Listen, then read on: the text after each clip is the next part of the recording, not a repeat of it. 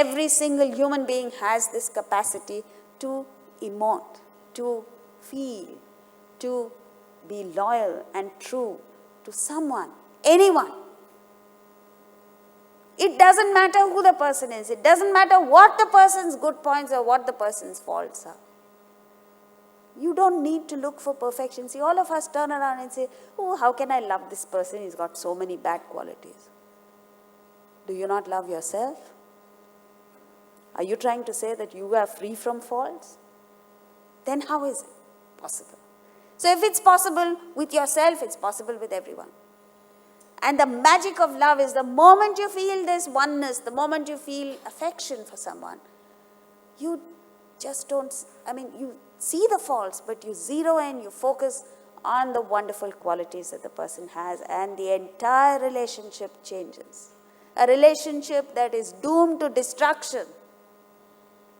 A relationship that nobody backs and says, oh, sooner or later this is going to crack up, becomes one of the most wonderful, successful relationships in the world, because one person has the capacity to reach out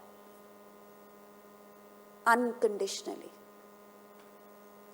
In a relationship, if you take a look at, oh, what is the other person doing for me, then it ceases to be love.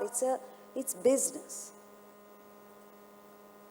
It becomes love only when you set aside all expectations and say, my business is simply to reach out to the person.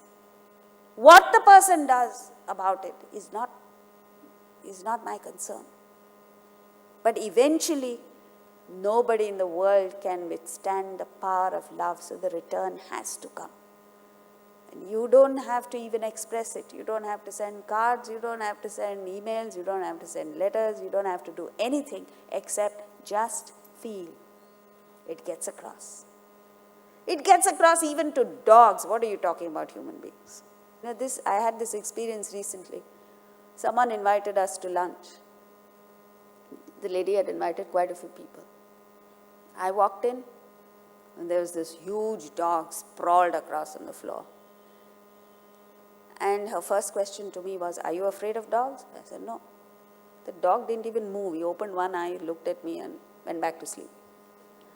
5 minutes after me, 2 others walked in. And suddenly this dog came alive, started barking. And I was wondering, I said, what's the difference? Wow, why is this difference in reaction? And then I understood, one of those 2 ladies was afraid of dogs. So this is it. When you reach out every morning, when you go out into the world with love,